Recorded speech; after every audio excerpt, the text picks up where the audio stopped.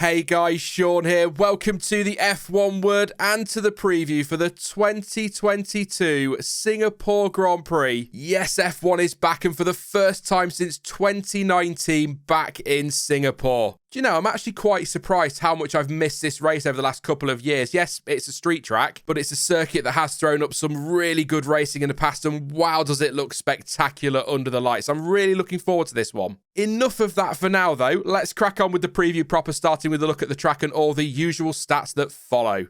So last time out, F1 was at Monza for the Italian Grand Prix and Max Verstappen's 5th win in a row. He really is cruising, isn't he? But now it's onto the magnificent Marina Bay Street Circuit for round 17 of this championship season. A lap of the track comes in at 5.063 kilometers. If you prefer that in miles, that is 3.14, and is made up of about 500,000 corners, or specifically 23. And come Sunday, we are set to see a total of 61 racing laps. It is worth mentioning, though, that this race often gets very close to the 2-hour time limit, so a couple of long safety car periods could actually result in a timed race. There will be 3 DRS zones to help with overtaking on Sunday. The first runs between turns 5 and 7, the second from the exit of turn 13 to turn 14, and the final zone, surprise, surprise, runs down the start-finish straight. And the race lap record is a 141.905, and that was set back in 2018 by, brace yourself, Kevin Magnussen in the Haas on his way to a sensational 18th place finish. And funnily enough, that was his first of 2 Singapore Grand Prix fastest laps in a row, as K-Mag also did so in 2019 on his way to 17th place. No points, but hey, he gets the record. So if he managed to do it again this weekend, that would be 3 fastest laps in a row at the track. 3 unexpected fastest laps in a row. And did you know 3 is also the number of dry tyre compounds available across a race weekend? Oh yes, that terrible segue can mean only one thing. It is tyre talk time. Have you missed it? I certainly have. Anyway, the compounds available for this weekend are the softest in the Pirelli range. And so they are, of course, the hard C3, the medium C4, and the soft C5. Now, because of the nature of the track, tyre degradation can be quite high in Singapore. However, because it is a street track and so overtaking isn't straightforward, we do tend to see teams aiming for one-stop strategies. There is also a fairly high pit lane loss time thanks to the 60km/h speed limit. For what it's worth, the winning strategy in 2019 was a soft-to-hard one-stopper, and so I wouldn't be totally surprised if teams try something similar again this weekend. Maybe start on the mediums, though, and then move to the hards later in the race. But really, that was 3 years ago now, and in 2022, we have new cars and new tyres, so there is an element of doubt there. And actually, Mario Isola says that because of the new tyres, the resurfacing of the track, and the gap between races, this is, and I'll quote him, almost like a totally new race. We can expect to see high track evolution over the weekend as well, by the way. And it is also worth noting that really we only have one representative practice session, and that is FP2 on Friday, because that is the only practice session to take place fully under the lights. This needs to be mentioned as well. The safety car has got to be taken into account when it comes to planning strategy, because we have seen at least one safety car period at every single Singapore Grand Prix since its debut on the calendar in 2008. That race featuring perhaps one of the most infamous safety cars of all time following Nelson Piquet Jr.'s crash, which, as I'm sure many of you will know, turned out to be deliberate in a bid to help his teammate Fernando Alonso, who would go on to win the race. I mean, come on, you can't have expected me to get through an entire Singapore Grand Prix preview without at least mentioning Crashgate once. But anyway, when it comes to the weather, the forecast at time of recording is a little bit mixed. It is currently expected to rain during the day on Friday, but that risk does fall away as FP1 and FP2 approach. Although the risk of a shower for the first session is around 50% with highs of 29 degrees for both sessions. FP3 and qualifying do currently have a higher risk of rain, though, at 60% and 50% respectively, and highs of 28 degrees for quali. However, the race is expected to stay dry with highs of 28 degrees for lights out and a 10% risk of a shower. Even if all sessions stay dry, though, and we only see rain during the day, that rain will wash the rubber away and give us a green track before the start of each session, so that could help mix things up a little bit. And of course, usual disclaimer, that is the forecast as I sit here and record this, which is Wednesday afternoon as always, so that could easily change between, now and the video going out, but indeed by the time we get to the weekend. And your schedule for the weekend is ever so slightly earlier than the recent races, and actually it's the last race to feature, let's call it a European start time, until the season finale in Abu Dhabi. And I must admit, I'm looking forward to the early start for Japan and the late ones for the Americas leg as well. I quite like the differing times, maybe I'm in the minority, I don't know, but back to this weekend, that's the one that matters, Sean, crack on. FP1 will kick the weekend off on Friday as usual from 11 AM BST, and FP2 will get going from 2 PM later that same afternoon. FP3 starts the Saturday action at 11 AM with qualifying underway from 2 PM, and it is lights out for the race on Sunday at 1 PM, and once again that is in UK time. Now, there's no flashback this week. That will be back for Japan though, but before I get on to my predictions, there are a few things to note ahead of this weekend.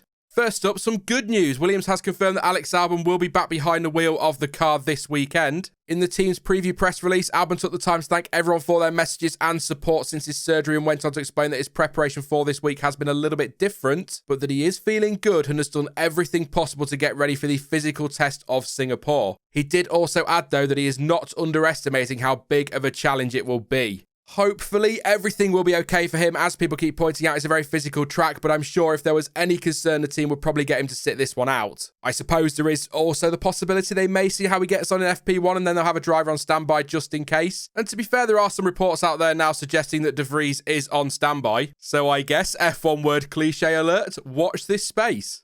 McLaren will run a new special livery for both the Singapore and Japanese Grand Prix. The new look sees neon pink join the usual papaya and includes a cyberpunk-inspired engine design as well. Must admit, looks very cool. I'm a big fan of this little tweak to the livery. And it is all part of the Future Mode campaign, by the way, between the team and its crypto sponsor. And for those of you who play the game, it has also been confirmed the livery will be available for use in F1 22 from the 11th of October. Alfa Romeo has confirmed that Zhou will be staying with the team for 2023 to partner Valtteri Bottas. Not really a great surprise given the noises coming from the team over the last few weeks, but it's good to get another seat confirmed. The team say Zhou impressed them with his commitment and his attitude, forming a strong partnership with his teammate and displaying progress in his performances in qualifying and in the races over the course of the year. The FIA has announced it has signed off on proposals for an increase in the number of sprint races for next season. So from 2023, there will be 6 of these Saturday races versus 3 from this year, although no word as of yet where they will be. And this season's Drivers' Championship could be wrapped up on Sunday, although it must be said the chances are slim and it is more likely to happen next time out in Japan. Still though, here is how Max can become a double world champion in Singapore. Long story short, Verstappen needs to outscore Leclerc by 22 points, Perez by 13 points and Russell by 6 points, meaning if he is to take the title this weekend, he has to win the race. If he wins with the fastest lap, he needs Leclerc to finish 8th or lower and Perez to finish 4th or lower. But if he wins the race without setting the fastest lap, he'd be relying on Leclerc finishing 9th or lower and Perez 4th or lower without the bonus point for fastest lap or 5th with the fastest lap. All very possible, of course it is, but you can see why many feel Japan is the more likely place for him to get that title wrapped up.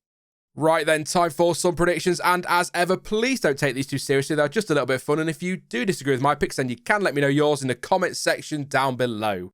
As for my picks last time out, well, let's just say they could have gone better. Wrong on pole, podium order, although I did pick Russell for a top 3 finish, so I'm going to put that in amber on the graphic, which means absolutely nothing except it's not all red. I was also wrong on fastest lap and even on best of the rest, but hey, at least I got the winner and the number of finishers bang on, and that's something. My first prediction is a fairly easy one, I think, and that is that Verstappen will not wrap the title up this weekend. I mean, it's not unrealistic to think that Perez will finish low enough or that Ferrari will somehow make a catastrophic call that sees Leclerc well down the order, but I think Japan is where it's going to be sealed. Never say never, though. Other than that, maybe this is a bit boring and predictable itself now, but I do think he will take the win. It won't be as comfortable as it was at, for example, say, Spa and Monza, because Ferrari should be closer, and on paper, this track should suit Mercedes quite nicely. In fact, quite a few people think this could be their last chance to win a race this year. But that Red Bull is the fastest package at the hands of Verstappen, and as I've said before, Red Bull just aren't making the mistakes other teams are. That said, I will try and mix it up a little bit to keep it somewhat interesting by saying that Charles Leclerc will take pole on Saturday, although keep an eye on the Mercedes drivers. After all, George Russell did stick it on pole in Hungary, and although the two circuits are hardly the same, they are both high downforce, so Hamilton and Russell could be a threat on Saturday. But come Sunday, I think Red Bull will have too much for those around them, and so I'm going for Max Verstappen making it a 6th win in a row, with Leclerc in second and Hamilton taking the final spot on the podium. I am tempted to go Hamilton second though, just because I know what Ferrari are like with strategy, but I'll stick with that for now. Behind them, I think it's going to be super close again between Alpine and McLaren, as it has been at other high downforce tracks this season, including Hungary. But as I've gone with Alpine for best of the rest over the last few races, I'm going to go with McLaren this weekend. And in fact, let's even go with a double points finish for them. And when it comes to some bolder predictions, if you like, I'm going to go with points for Sebastian Vettel, let's say top 9. And of course, this was the venue, wasn't it, where Sebastian Vettel won his most recent Formula One race for Ferrari, possibly, and some would say probably, his last ever Grand Prix victory. Mick Schumacher will beat Kevin Magnussen in both qualifying and the race. And let's say that Zhou celebrates his new contract with P10 and for the first time in his F1 career, back-to-back points finishes. That is it for the Singapore Grand Prix preview then, but you can let me know your thoughts and your predictions ahead of the weekend in the comments section down below. Also, do you think Verstappen will seal the title on Sunday? Now, I will be back live on Sunday with the usual race reaction stream, but in the meantime, if you did enjoy this one, then please do leave a like, as it really does help the channel out, and don't forget to subscribe so you don't miss out on any future content. But as ever, thank you for watching. I've been Sean, this has been the F1 Word, and until next time, goodbye.